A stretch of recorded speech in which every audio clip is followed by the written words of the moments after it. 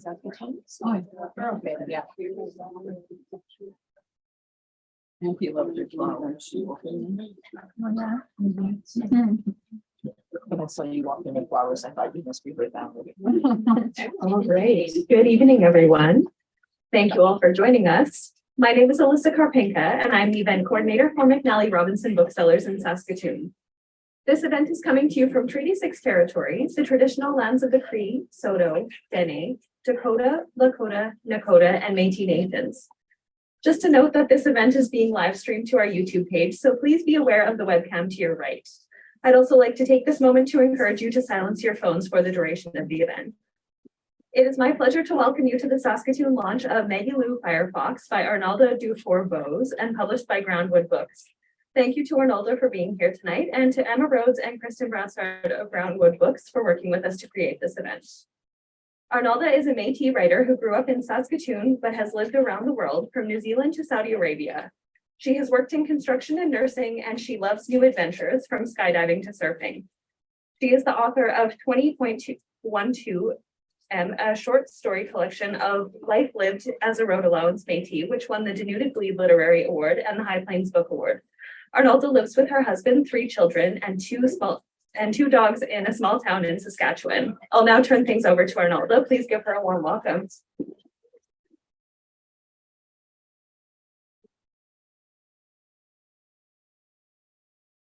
Okay, we'll wait for people to move. Ready now? We're ready. Okay.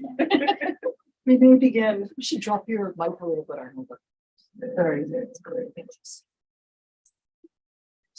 Hello, so I'm Arnolda, and this is my first official reading, so I'm not really sure how this goes at McNally. She kind of did an introduction, but for anyone who wonders anything else, my family roots go back to Isla Cross, where my mother is from, and my dad's roots are down in Gordon's Reserve. He grew up on the road allowance, and his father was actually from the road allowance just outside of Lestock, which was old Chicago. And some of that is all covered in the other book, 20.12 meters. And yeah, I was born and raised in, well, Saskatchewan, but spent most of my life in Saskatoon.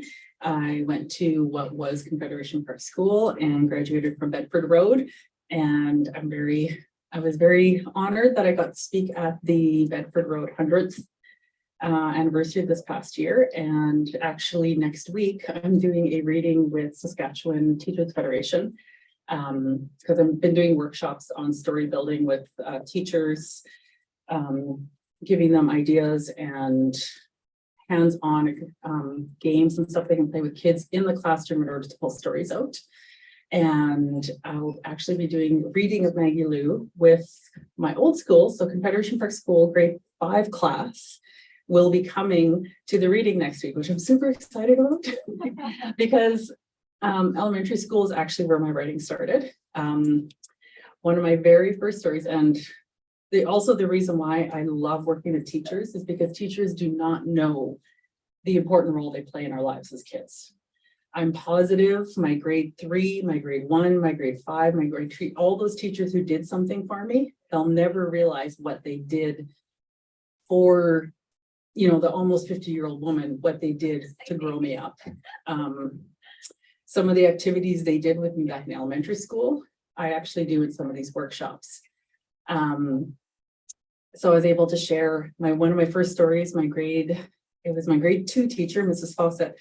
She was so excited about this story. It was Molly the Mouse.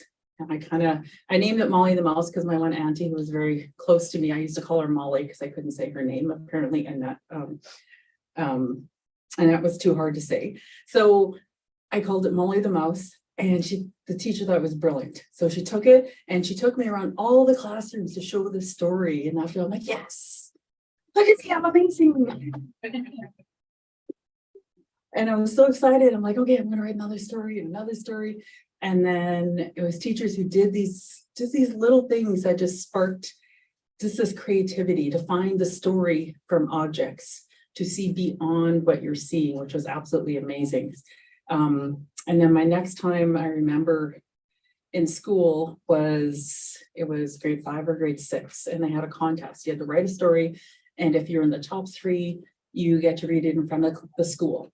And I did a story. By that point, I was heavily influenced by Calvin and Hobbes, whom I still dearly love. I have a few of them on my shelf still. And I loved how Calvin played with imagination and the place that he was, and how the teacher turned into an alien. And the story I wrote was The Big Hairy White Monsters. And it was about a little girl who got hauled away. Okay, back in our day, we had the dentists from the university who were practicing. They would come to our school and practice. So we would get hauled away, and we all hated it. We dreaded it. And it was, to me, it was the big white hairy monsters emerging from the walls and strapping us down to these torture chairs. And it was a torture chamber is what it was. So it's kind of a morbid thing for a grade 5 student, but it won. So that was great. So elementary, like school was absolutely wonderful. I loved, it was the teachers, you know, school overall wasn't that great. Kids sometimes can not be the nicest people in the world, but the teachers were absolutely amazing. They found how to celebrate students in the little tiny moments. So that's why I love when Denise Hefner invited me to be a part of these workshops, to be able to co-facilitate in teaching the educators how to pull stories from students. She mentioned we lived overseas. So as a family, we moved to Saudi Arabia, and it was there when I left. I was teaching at SIIT as a nurse. I was teaching the special carry program. So then I moved from instructing adults to instructing my kids, because when we're overseas, the school system there wasn't what our kids were used to or what they liked. So that's when I turned to homeschooling. And that's when I really learned to appreciate what teachers do every single day. Thank you, any teachers out there. So it was there when I rediscovered how much I love writing, how much I just work so hard on my kids, learn to write, how to read, how to build stories, how to build characters. And to this day, each and every one of them are either into the sciences or into trades. Worked them a little too hard on that one. They're still big readers, but each of them have pretty much told me they're never going to write. But when I was there, I also rediscovered just my passion for writing again. And I started writing more and more. I've always written, but you kind of, life happens, you gotta work, pay bills, pay taxes. So when we came back is when my husband told me, okay, well, my license was up and gone. I had to decide what I was going to do. And he said, I'm going to leave it to you to decide, do you want to go back to nursing, or do you want to do something that you love? And I was like, oh, that's pretty easy. I'm going to do something I love. So I started going back to university and taking creative writing classes. I did some playwriting classes. I got to work under Guy Vanderhaeg, and there was a few other profs that were absolutely wonderful and very, very encouraging. And that's where it all started from. And then another friend, Connie Nekonechny, who was here, who happened to read something of mine, and she's like, okay, we got to get this started, got to go. And then David from GEI, who's also here, stepped in. He's like, yeah, we're going to get this going. So him and Karen, all these wonderful people along the way that have been a part of this path. And now I'm continuing to write. There's like other people, sorry, I'm going to mention you all. So we got Dan here in the back, because now I'm a playwright, and you have to wave your hand now because everyone's looking. So he's been helping me grow as a playwright, because I keep telling him, I don't know what I'm doing. And then behind him, I'm not going to cry. I'm not going to cry when I mention this. Murray Hamilton was a very close friend of my dad's, and our dad passed away last year, and our mom passed away 6 months later. But Murray, aside from being a friend of my dad's, he became a friend of mine. He's the one who told me basically just get your butt in university. So that's where it kind of all started. So he helped me along with that. And then I'm working on another book, which I promise I'm never going to do another nonfiction book again. He's been helping me with that just to correct me. And what I love about working with Murray is he has no problem telling me get your facts straight, girl. There's not enough people out there brave enough to say that, and that's why I like working with him, and I'm thankful that my dad introduced us. So yeah, and along came Maggie Lou. So Maggie Lou, the name actually is after our mom. So our mom was Louise Marguerite, and she was feisty. She was very quiet, but she was very feisty. You didn't mess around with her. And when she got feisty with dad anytime, we used to always call her Maggie Lou. And then I always tell my daughter, my youngest daughter, she's very feisty as well. So basically all the women in her family are very difficult and very feisty. So, but that name Maggie Lou just stuck with, it's just this feisty, this fiery, this little girl who never quits. She doesn't just dive into something or jump into something with 2 feet. It's no, she literally dives head first. She doesn't even know what's down there. She's just going to go and do it anyways. And she's not afraid to fail. And it's okay to fail because she's just, as long as you get back up. And that's the one thing I loved about just thinking about this character of Maggie Lou. And it kind of came about as well. My kids always laugh at stories we tell of us growing up in our house. They'd always laugh at they didn't believe us. So I always tell them, I was like, we actually on the west side way back when, it's like we invented escape rooms. And they're like, what? I was like, no, west side. I was like, I used to babysit and I used to hog tie my sisters up, chuck him into a cardboard box, strap up that cardboard box, throw it into a closet. They had exactly an hour and 45 minutes before mom and dad got home that they had to get out. So we're the ones who originated the escape rooms. So a lot of the stories they never believed. And then some of the stories, again, they didn't stop as a child. Like most of the stories actually in here happened to me as an adult. So it's kind of funny. And then I love the fact that I grew up doing what they say unconventional, but it's things that I love doing. It was boxing, it was construction, it was hunting, because we grew up in a family of hunters. I would come home, it would be nothing to come home, walk to the backyard, do with my, school friends and their little backpacks, and they're like, oh my gosh, and there's a deer hanging from our shed. And I was like, yeah, okay, we're nothing new to this. And we go into the house, and they're like completely terrified. And then they come into the house, and then along the cupboard, there's ducks and rabbit and fish, and they're all like eye level with it. But we grew up with that. We knew where our food was, we knew where it came from, and we were always a part of it. I remember going duck hunting with my parents. It was always a big deal. So as an adult, being able to hunt, and then also take hoping my youngest daughter is going to finish her hunter safety here soon, so she can come hunting with us for the first time this year. So that's kind of what all inspired this. So those are 3, each of her stories is that. So one, she learns how to box, and part of the stories, I said, based on me, but also on my youngest daughter. When I first started taking her to Michelle Nelson, a good friend of mine, who unfortunately we lost a year ago to cancer. Kiana would show up. She was like 3 years old. And I said, Kiana is just as much of a Maggie Lou than anyone. And she's this little fire plug of a girl. She shows up. She comes running down the stairs. She got a pink bodysuit with a tutu on, and I think a pair of sweatpants and rubber boots. And she's ready to go to boxing. I'm like, let's go.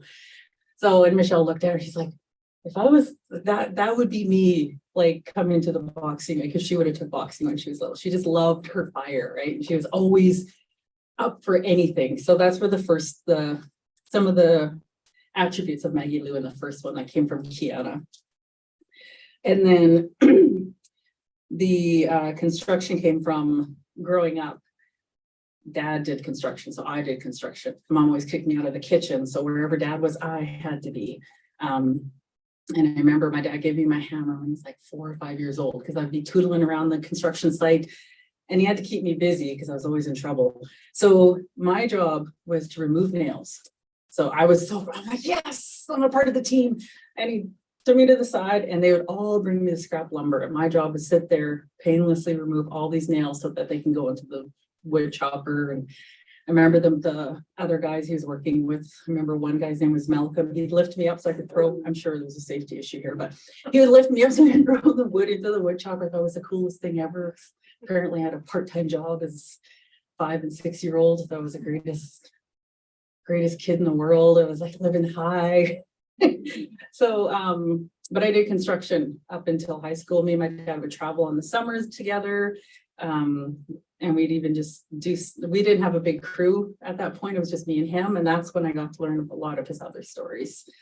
And then the boxing, I think I mentioned that one already. Just growing up with my dad, he used to help at the Friendship Center, and I was a wee little girl. And I go running in there, and it was all guys at this point. This was like back in the 70s, right? So, and I go running in there, and I jump up on the ball onto the ring, and I vividly remember the spit bucket and sitting there, and the guys would box and they'd spit right beside me. I was like, oh, this is so cool. And I wanted to box so bad, my dad wouldn't let me. Although he would let me do construction and haul lumber and work for him, apparently I wasn't allowed to be in the ring. So I didn't take that up till I was an adult. So, but that's where these all come from. So probably 80% of them is true. And you get to look at them. I was very fortunate enough to work with an artist who was very accommodating. The pictures inside are actually quite close to the people I've sent her pictures of her family. So if you look inside, Moshôm and Kokum closely resemble our mom and dad. So for me, it's a very wonderful thing to be able to have them continue to live on in our hearts and in a book. And then good old brother Vince. And I love that I was able to write him in, because I will tell you, he's probably one of the worst joke tellers, and he doesn't disappoint in this, I'll tell you that much. My stepdaughter Jada, our 2 dogs are here. Although their names are not Navajo and Mushkwa. Those were some older dogs we had. But we do have a German Shepherd and a Collie. And then my 3 kids, and then Uncle Bobby. So Uncle Bobby is actually a close friend of mine who I had a lot of hunting stories with. So that's where all the hunting stories come from. And I will say they are all true. So that's where that's at. And now I guess what I will do is I will read. If you hang on a second, I'm going to grab a drink and a clock here just so I can know how long. So I don't go too over. Don't want to hold you guys here all night. Yours. Pardon? We're yours. Oh yeah. No, I will say part Dufour. Sometimes you just start getting talking, right, Murray? And then they just never know when to shut up. So, I'm not going to read from the beginning. I'm going to plop you into, so there's, like I said, the 3 books in here. I'm going to plop you into, after the introduction, you meet Maggie's family. But then she's just starting to go to boxing with her Moshôm. At 10 o'clock, Dad arrives, drives me to the Friendship Center. I can't believe this day has arrived. My legs tremble and my heart flutters like a large butterfly inside my chest as we walk into the building. As we step into the smelly gym, I feel my sparkly pink tutu bounce around me. At first, I wrinkle my nose in disgust from the horrible stench. Then I think of all the older, experienced boxers who went before me, all the lessons and bouts they've done in this very gym. I hope those experiences will be transferred into my brain in some magical scientific way. I lift my chin and suck the musty air into my nose. All the boys stare at me as they pass us by on their way to the ring. I know they're staring at my tutu or wondering what I'm doing here, but I don't care. As my mom likes to say, big hair, don't care. Moshôm walks up to us, shakes Dad's hand, hugs me and welcomes me to the club. He introduces me to Coach Johnny and the other boxers as Iskatu Makasis. Sorry. Now you're all making me nervous. Makasis, the little Firefox. A boy about my age with splotchy cheeks and crooked teeth points at my tutu and laughs. Moshôm shoots back at him and Michiffer to be quiet. With Moshôm's arm around me, we walked to the back of the gym. I turned my head to the boy and stick my tongue at him. Okay, my girl, first rule of boxing, respect the ring, the rules, and officials. And most of all, respect your trainers and opponents. Moshôm instructs me while he's examining my hands. Respect your body, know your body. If it hurts, that's your body speaking to you. You have to speak back to it. You will need to listen to your body. It will tell you when to go on and when to push through and when to stop. He grabs a handful of my hair and tries to tie it back the best he can, struggling to gather it all with an elastic band. I'm so excited. My hands are sweating. I still can't believe this is happening. That was your mom's problem. She could never listen, he laughs. If you want to box, you need to know how to listen and follow directions. He lifts my chin and looks into my eyes. Understood? I nod. All I can imagine is my big entry into the ring with my flashy satin black robe flowing behind me. Moshôm walks into the small room off to the side of the gym. When he returns, he smiles at me and places an old wooden-handled mop and a rusty metal pail sloshing with water in my hands. It smells like a swimming pool. Good. Now mop and dry the ring. Then he walks away. The smile painted on my face all morning just melts into a frown. But when do my boxing lessons start? I call out. He keeps walking towards the boys who are wrapping their hands and yells back. They already have. All the boys laugh and I feel my face go red. I mutter to myself as I mop the dirty canvas. If I wanted to do chores, I should have just stayed at home. Maggie Lou do this, Maggie Lou do that. Sheesh, I should have stayed in bed. But I remember a couple of important lessons drilled into me during my 12 years. Respect my elders and do a job well the first time. So I do what Moshôm asks. After I finish mopping, I dry the ring with a towel that's wrapped on the end of a push broom and held in place with wide elastic bands. Standing in the corner of the ring, I watch the boys warming up on the floor. Some are doing drills on punching bags, while a few practice using hand pads. Some of the boxers approach the ring wearing headgear and gloves. Glad we have a sparkly maid here now, says a crooked-toothed boy through his mouth guard. Can you get me a water doll? He laughs as he walks past me. Moshôm is behind him and smacks him lightly on the back of his headgear. Mikey, that's enough. Hamaga, hurry up. Your cocoa moves faster than you. I laugh as I leave the ring, carrying the mop and pail so the boxers can spar. I spend the next month cleaning the ring every Saturday, wearing my sparkling tutu. After the boxers spar, I disinfect their smelly gloves and headgear, hand wash the hand wraps, and hang them to dry and sweep the gym floor. Every week, I ask Moshôm when my boxing lessons will begin. He always says the same thing. They already have. Some days, I have to carry the blue plastic pail labeled with a black marker as the spit bucket from the corner of the ring to the bathroom to be emptied. I try not to retch as I'm careful not to stare too deeply at what is sloshing inside the pail. The splattering noises when I empty it are bad enough. I walk straight to the bathroom with the bucket, flush it quickly, rinse, dump, and rinse again. Then I scrub my hands with a ton of soap and hot water like I'm a surgeon preparing to operate. But really, I'm just trying to wash away the disgusting thought of that bucket. I'm starting to question Moshôm, saying that my lessons have begun. I don't understand how all this cleaning has anything to do with boxing. But I keep doing the jobs he gives me, hoping there's a purpose behind them. I hold the ends of the broom and mop handles like giant chopsticks and use them to pick up yellow sweat-stained towels and hand wraps that reek like zombie feet. I carry them to the laundry room with my giant chopsticks and toss them into the washing machine. I dump extra scoops of laundry soap for good measure to kill the wretched smell wafting up from inside the washer. Actually, I dump a whole lot of extra soap. A short while later, Mikey leans into the equipment room where I'm sleeping. Hey, Sparkles, something's wrong with your washing machine.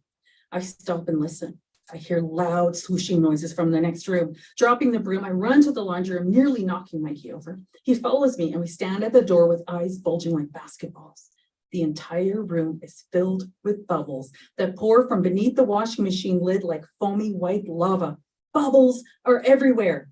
Well, at least we know the wraps are clean, Mikey says, smacking me on the back before he walks away.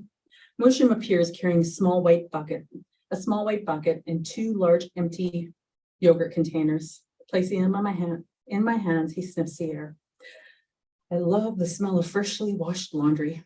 I spend the rest of the morning using the yogurt containers to scoop mounds of soap bubbles from the washing machine and the white bucket to remove all the bubbles from the laundry room floor. Covered in bubbles from head to tutu, I carry the container to the bathroom and dump them into the shower stalls and toilet. It's a lesson I'll never forget. More soap doesn't mean more clean. Every Saturday, I struggle with the giant metal pail that smells like overchlorinated swimming pool. Moshôm has taught me how to carefully mix the bleach to water solution in a strong ratio enough to kill the boys' stinky germs, but not strong enough to wreck the equipment. As I mop the floors near the heavy bags, I hear Moshôm call out, "Firefox, get me my first aid bag." I run to the office, grab his red duffel bag and carry it to him. On the bench at the edge of the gym, he's inspecting Mikey's feet. Moshôm examines them and digs around in his red bag. "Feels like my foot is on fire. It's so itchy," Mikey moans. "You should try showering." I scrunch up my nose and look down at his feet. They look like two hairless mole rats with a weird rash. Ew. Mikey squints at me. "I'm probably allergic to you." I stick my tongue at him. "Scrine, both of you, it's athlete's foot." Moshôm applies ointment onto Mikey's feet and hands him the tube, instructing him to take it home. Well, I pick my mop back up. "At least there's one thing athletic about you, because it's not in the ring." Mikey whips his infected sock at my head, and I quickly duck to avoid it and stick my tongue out at him again. Moshôm shakes his head and gets up and explains, "There's a lot of sweaty people in and out of here. That's why everything needs to be cleaned well." "Yeah, do your job, sparkly maid," Mikey hollers. "Yeah, well, just keep your feet clean, Firefoot." I yell back and I continue to mop. The entire gym bursts into laughter. I realize everyone has been listening to us. "Firefoot and Firefox," one of the boys bellows. Moshôm rings the bell. "Okay, get back to training." He walks over to me. "Full of pea and vinegar, I always say." He laughs as he takes the old mop and rusty pail out of my hands. I shake my head because I still don't understand what that means. Holding my hands, he massages them and announces, "I think today is a good day." Then, to my amazement, he begins to wrap my small hands in the wraps I've grown used to washing. I stand there watching him zigzag, loop, and turn the fabric around and around my hands. Finally, my day has come. When Moshôm finishes wrapping my hands, he carefully marks the concrete floor with the letter X in chalk. He explains where I place my feet as I move around the chalk lines, how to position my shoulders and hands, and how to distribute my weight and shift. For the next several Saturdays, he has me practice moving forward, backwards, side to side, and around the X on the floor. I get bored doing these exercises. I want so badly to jump in the ring. I want to hit someone. But I repeat, listen, Maggie Lou, listen. First rule, respect and listen. It has been 8 Saturdays and I haven't even hit a bag. I've mopped, swept, wiped, jumped rope, moved my feet around, backwards, forwards, up and down and around. Then Moshôm had me practice dipping and moving around all the ropes he strung around the gym, but I never get to punch anything. Soon, I don't even have to look down at the chalk marks on the floor anymore. I start to dip and weave around the ropes without even thinking. I wonder if I'll ever learn how to box. "Clean up on aisle 8, Mikey calls. I look up to see Moshôm and Coach Johnny in the boxing ring, waving for me to grab the mop and pail. Blaine, one of the older boxers, is bent over in the middle of the ring, holding his nose as it drips blood on the canvas.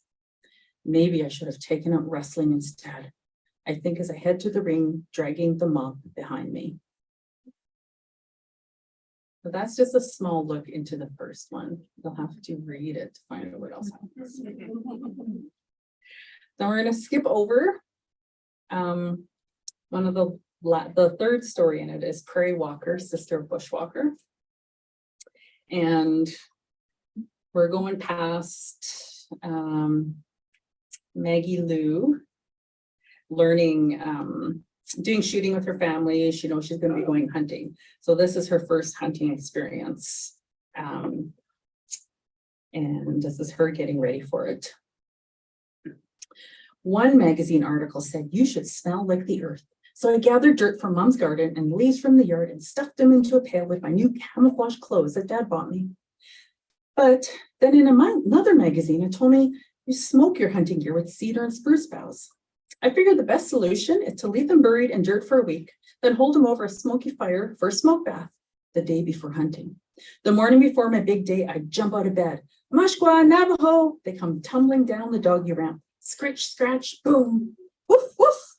And they're loud in the morning. Navajo starts to lick Rihanna's sleepy face. "Ew," she pulls a blanket over her head. "Get them out of here. They're just telling you how much they love you. They're disgusting," she rolls over.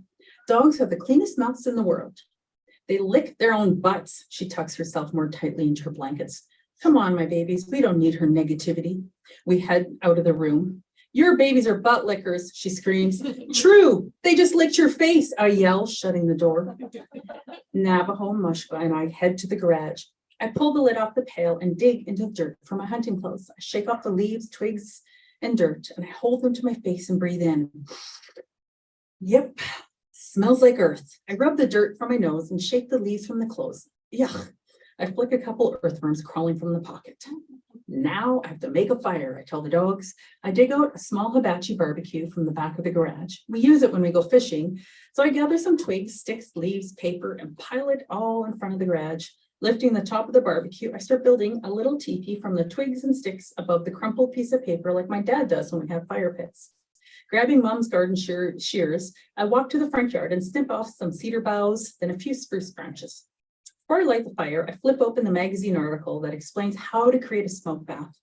The photo shows a metal clothing rack placed above the smoke, so the clothes are a safe distance from the heat. I find a roll of chicken wire Mom uses in her garden. I cut a large piece. This is going to be awesome. Once I have the fire going, I'll put the wire around the hibachi to make a smoke tunnel. The article says to use a lot of tinder to cause smoke, but not big flames. I think leaves will work. Pulling a barbecue lighter from my back pocket, I lean in close to the little twig teepee, and I built in the middle of the hibachi. I flick the starter, taking a couple tries before a small flame shoots out the tip. I move the flame close to the dry leaves and sparks fly. Suddenly, swoosh, the fire takes. Navajo and Mushkwa jump away from the flames. It's okay, guys. I know what I'm doing, I tell them. I quickly toss more sticks and leaves on top. The flames start to dance higher, so I throw on the cedar boughs. The fire disappears. Ah, shoot. I stand back thinking I'll have to start all over again, but I hear crackling from the barbecue, and a small puff of gray smoke rises from the cedar boughs. Leaning in closer, I do what my dad does when a fire starts to go out. I blow on it gently.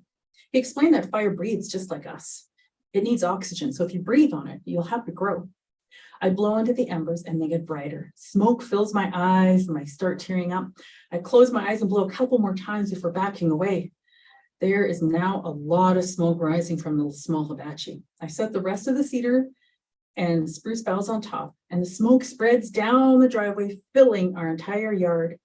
Rolling the chicken wire around the hibachi, I create my smoke tunnel, hanging my hunting clothes on the wire. I continue until the barbecue is no longer visible, and the smoke has nowhere else to go but into my clothes. Woohoo! I've built a smoke chamber! I dance around my invention, surprised that it actually worked. I decided to turn my clothes over every 10 minutes to get a nice even smoke.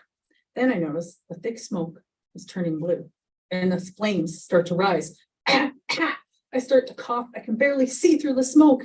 What on earth? I hear from behind me. Dad grabs my chicken wire smoke tunnel and throws it to the ground. A few of my clothes are on fire and he stomps out in the flame. Meanwhile, Mom runs for the garden hose. Before she sprays my nicely smoked hunting clothes, I grab them from the ground.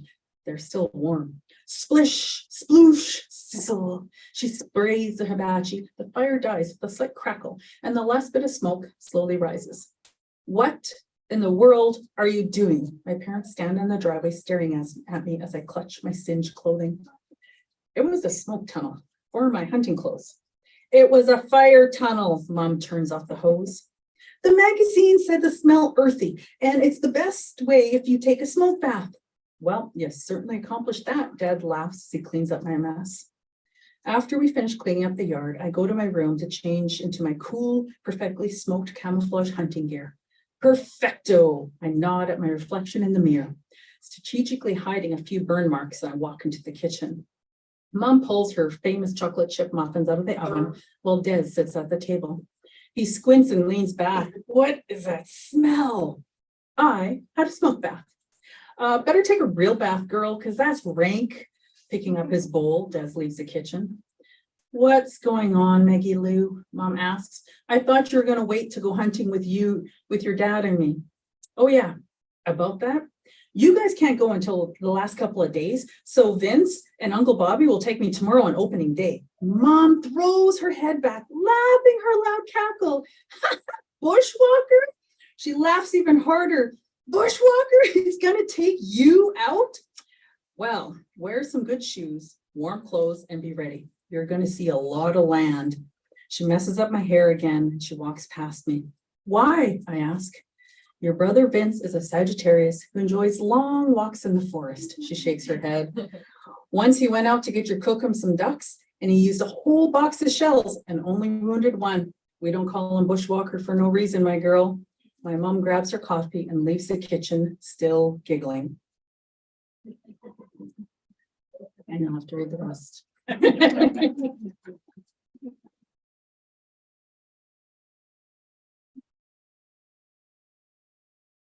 So that kind of concludes the reading. Otherwise, I'll just read you the whole book and then we'll be done. So I guess I can open up if there was any questions or. And if there's not. Wait, we're going to answer the phone first. Ask a friend.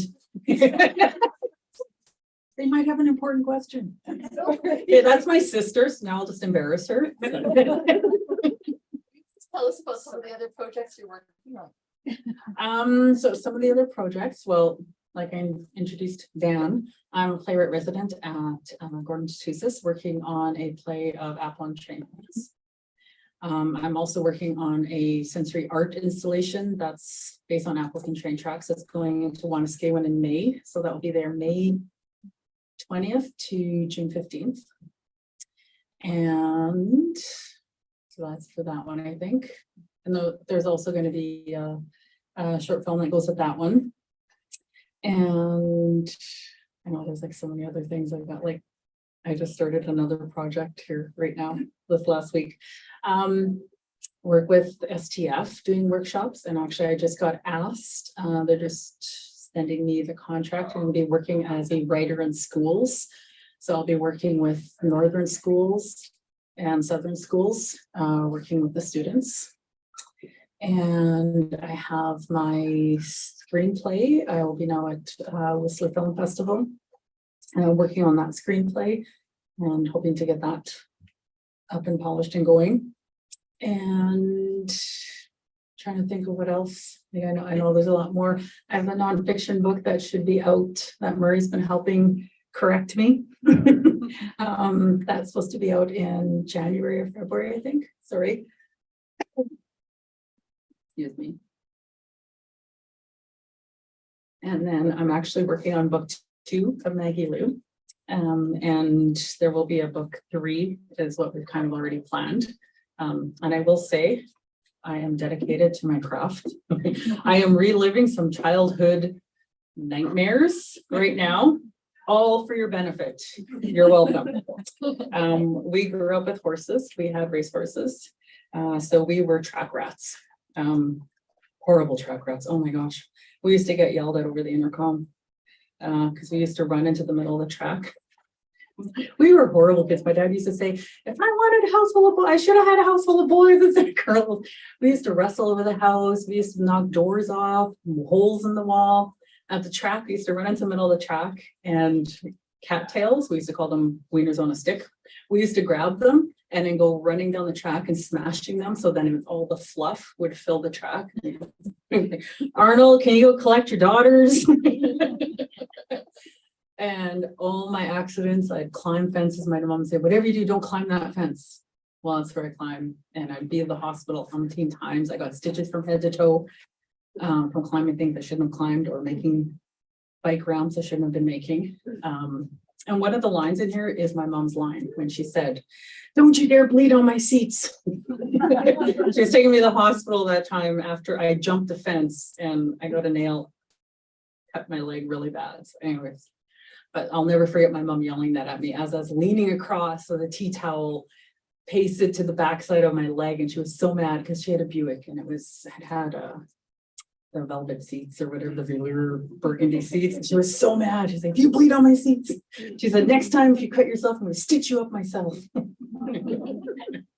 So yes, I am reliving my childhood memories. Nightmares. I am taking horseback riding lessons, and let me tell you, it is the most terrifying thing in the world.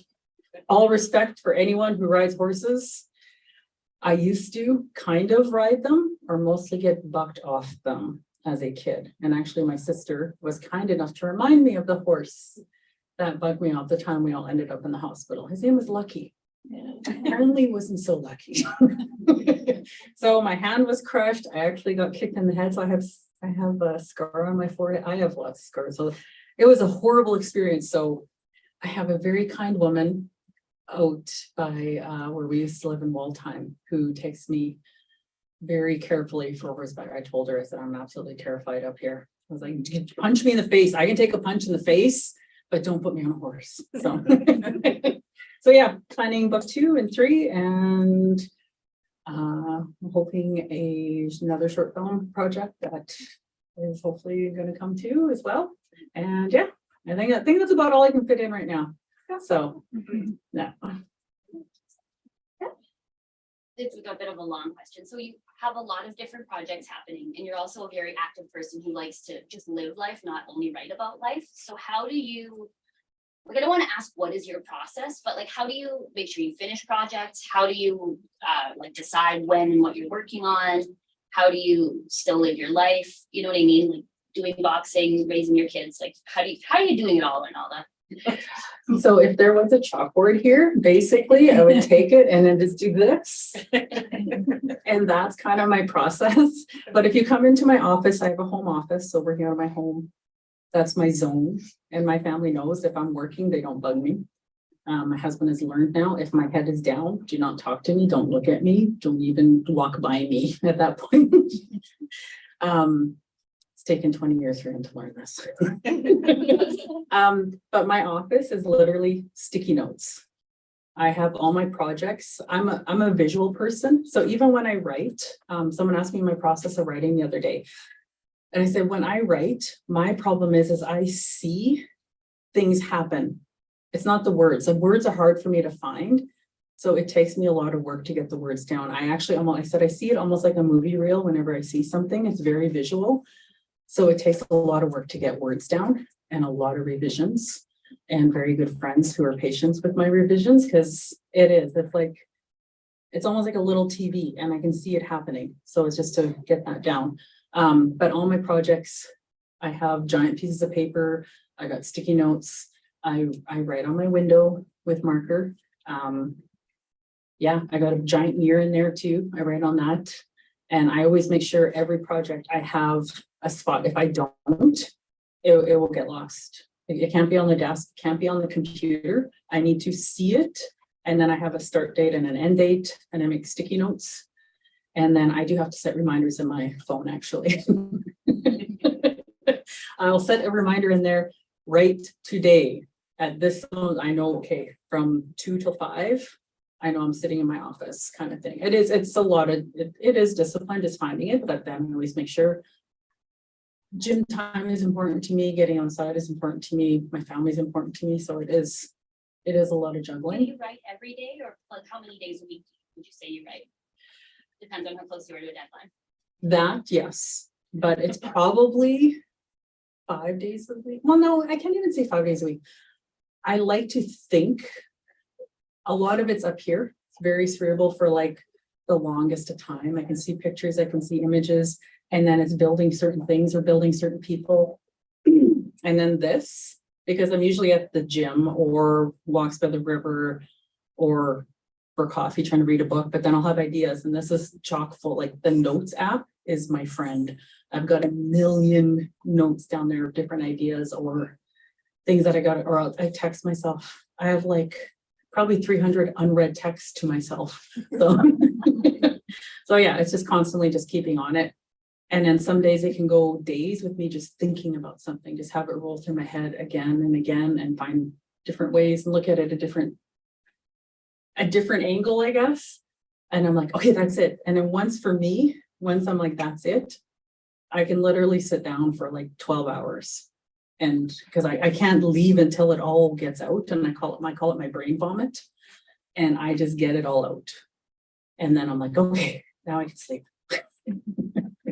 So yeah, that's the easiest way to say it. It is brain vomit. So yeah.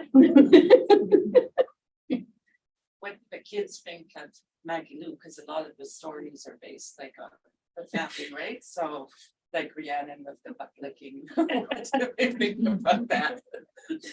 Oh, well, you can see their reaction. they're not here. So it's like, I always say it's like, I also do music, and I went to this one workshop this one time for 3 weeks for doing recording and stuff and working on our own stuff. And he told us basically, when we get to recording, you are gonna hate your song by the end of it, because you are gonna practice it and know it, and you're gonna record it again and again. He's like, it's good to get to the point where you're so sick and tired of it. And I think that's kind of what happened with Maggie Lou with my family. And then even with me, I'm like, okay, I'm done revision. I can't revision it anymore. I can't change anything. So you got to put it away. But I think they just got so tired of reading her. It's like, finally, when the book came out, they're like, yeah, we read this. We lived it. But they were excited. I think the best part was they were so excited to see their grandma and grandpa in it. They loved the fact that I was able to write them in it. So that was the most important part for them. So, and then they're just like, oh, Mom, I hope you didn't tell any embarrassing things about us. You know, so that was it. Anyone else? I just want to say, I've read the whole thing probably 5 or 6 times in revisions, and I never got tired of it. And I find Maggie Lou absolutely entrancing. And even probably the 6th time that I read it, I was still laughing out loud. So she's that good. She is a funny character. That's a great character. And what I love about it, and the reason why I wanted to write her, was because my kids couldn't find any contemporary books that were about Métis families. They're not, you know, we're funny people. Like, I'm sorry, we're always telling jokes or harassing one another, giving each other really weird nicknames. We're very close, right? And I think our humor is just what brings us together. And I wanted them to have that experience, and other Métis kids to know, oh, I'm not invisible. I am here, and there are other families like me. And then the other side was all these really, just these tenacious girls out there to know that we're out here.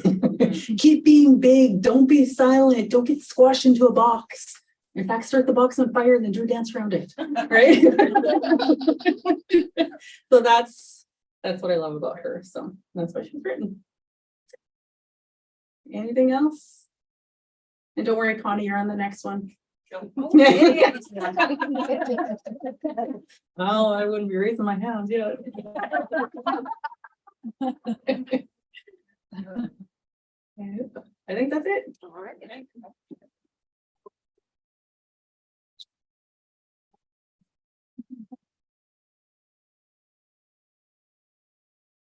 All right, I'll just say a quick word before I let you go. I'd like to first thank Arnolda again for being with us tonight.